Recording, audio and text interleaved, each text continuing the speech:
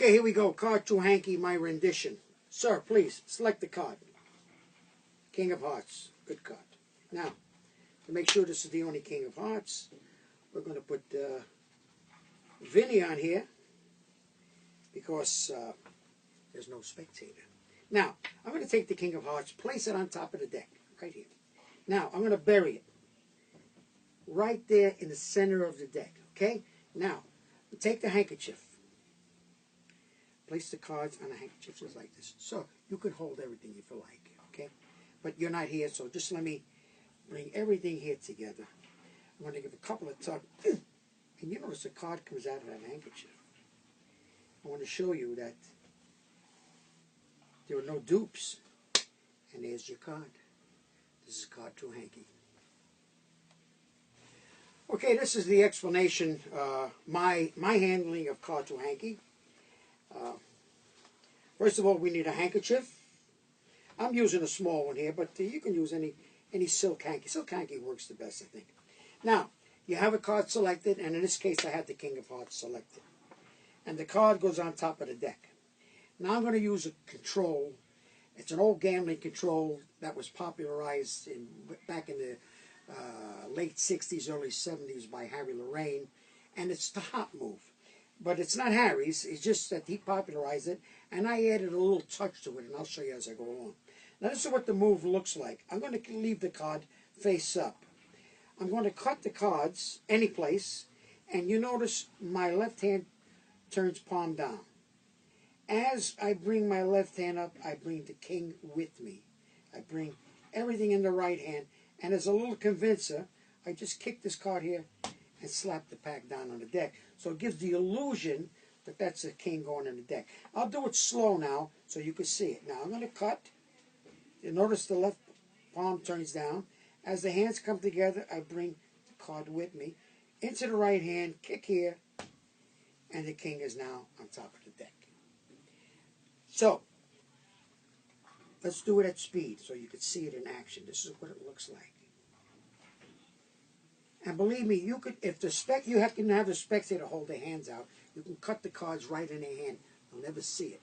It's a really underused move, and I think it's a really, really powerful move in card magic. Now, the second move is it's called the Action Gambler's Top Cop by Glenn Morphew. And this is how it works. In the performance, it's like you're going to do a, let me see, like an Elmsley count. You're going to push one card to this. As you push the deck down like this, you cop the card. And I didn't do this on the demo. What I did was I dropped this down, immediately copped that top card. I'll show you again. Here, cop the card down as the handkerchief comes over. So I got the card.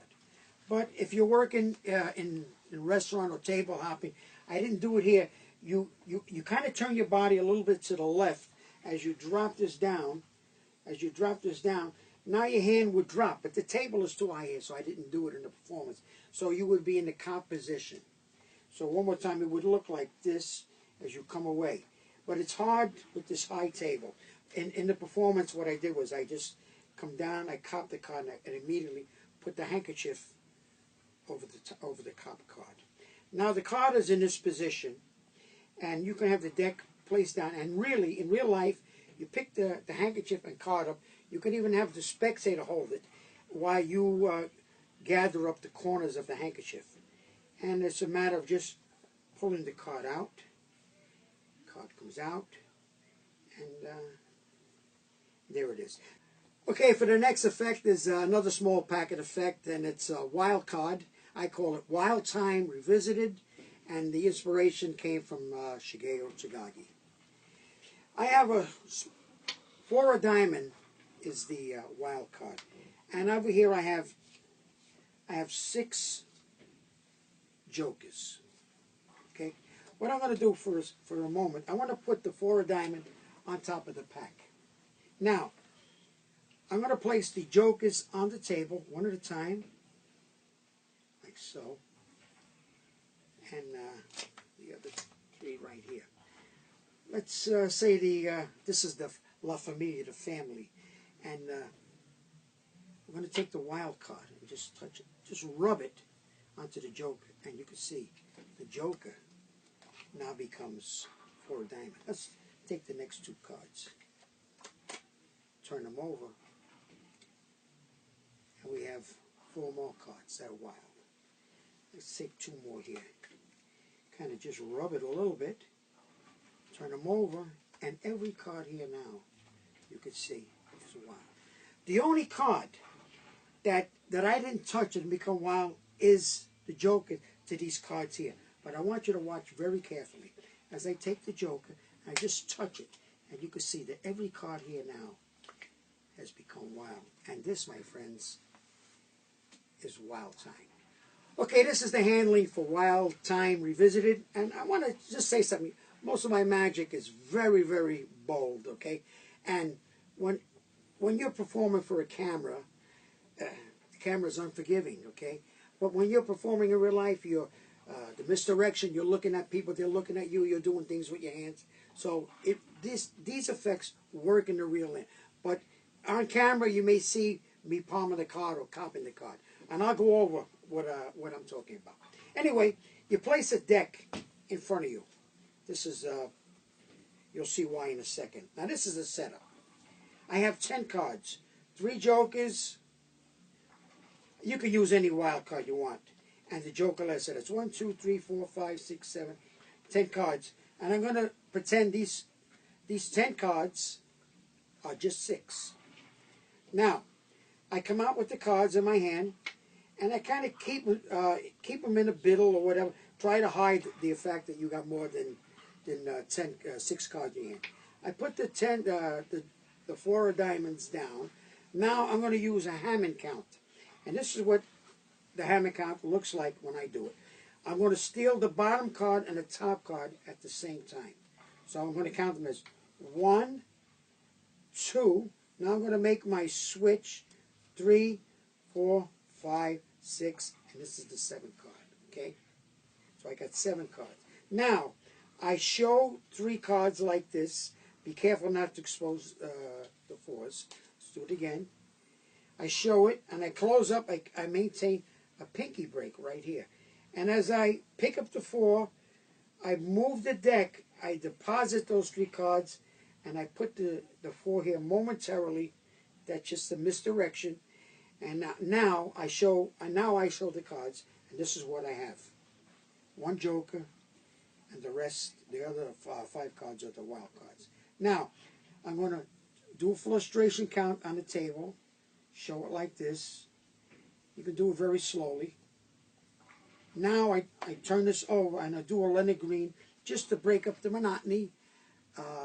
I do the sweet count, and I did this before in one of the other effects. I'm going to pull from the back, so it looks like I pulled the joker down. Then I'm going to jump here and put this card down last.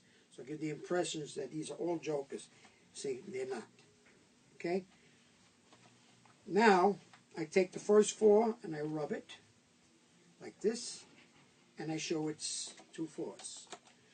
Now I come over, I just turn these over and show 4s again. I put these 2 down, and I come over, I grab these 2, and I just make a gesture, turn them over, and now I turn 4 cards over. You can really see they're 4, but the last card I put down, I up jog it just a little bit. And I say the only card that I didn't touch to this pile here, to the 4s, as I show it, I come over with my right hand. I'm going to do it exposed first. As I'm showing this, my hand comes over and I pick up that card. Let me do that again. So I'm doing this.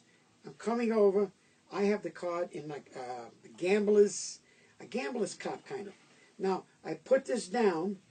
I slide my hand over with the card, slide it over, squeeze together, straighten it out a little bit, snap, and now you see a 4, and I drop a double down, like so, and it shows the card. And to count them, if I want to count them, I'm going to do the hammer. I didn't do it in the performance, but you can buckle, say 1, 2, and just drop it, and you can see 7 cards. Spread them down, and this is Wild Time Revisited. Okay, this is a box sandwich. First of all, I have a spectator name any card in the deck. Let's say spectator names 4 of diamonds. Well, I just look for the 4 of diamonds. Here it is, and I'll look for its mate, the 4 of hearts, right there. 2 cards. Now, the next thing, I have to have a spectator select a card, any card they want. Let's say they select the 9 of spades, and I'm going to have them, of course, sign the 9 of spades right here. Now, I ask spectator, would you please put your hand on that, or your finger on that card, okay? And I'm going to take the 4s, I'm going to load them in this empty box. Now, I take the selected card, and what I'm going to do is I'm just going to snap it right through the box. Give it a little shake here, pull this out, and in between the 2 4s is the selected card. This is box sandwich. Okay, here's the handling. You pull your cards out of the box, okay? And what I do is I leave the empty box on my right. You have 2 cards selected, whatever it is, a 4 and a 4, a 5 and a 5. It doesn't matter. We'll use the 4s in this instant. And the 9 of diamond is the selected card that it's signed. Now, I explained this slide earlier in another effect, but I'll go over it again real quick. It's the scoop move. I'm going to come over underneath, like I showed earlier. Show the 9, drop it down, and I say, sir, would you please put your hand or finger on it? As I gesture here, I get a break. I throw 1 4 on. I pick up a double right here. As I pick up the box, and now I got the sandwich card there, and I leave this deck in a 45, and I show the box empty. Very important. Now I pick up the supposedly 2 4s. I have the sandwich card in there already, and that goes in the deck. This gets towards me, closed this way. Now I take what they think is their selected card. Now on the demo, because of the table height, I had to drop the card. In other words, this is what I call my snap-a-dub-dub. When I'm going to take the card and make the card disappear, or it goes into the cop position. From here, in the cop as my hand comes down. Now, in performance, I would just take the box and bring it on, and take the box and bring it on the cards like this, and fold this down so you can't see the card. And I would take out the card and show the selected card as I drop the card and the box on the pile. Now the card is ditched. But in the performance, because of the table height, and the camera is not very forgiving when it comes to flashing, I dropped the card on the floor so you wouldn't see the flash. And what I did, the same thing again. Let's put this in the box. The box is this way. Everything is the same. Now don't forget, you have to watch your angles. I'm hitting here, and I'm doing this. As you're coming down, I drop the card. Okay, let me go off camera here for a second and pick this. I picked this up. But in real life, in real time, what I would have did was just hit that, come over with the card box like this. And you have to watch your angle. This is not an easy effect to pull off. Come over and show it. Drop this down.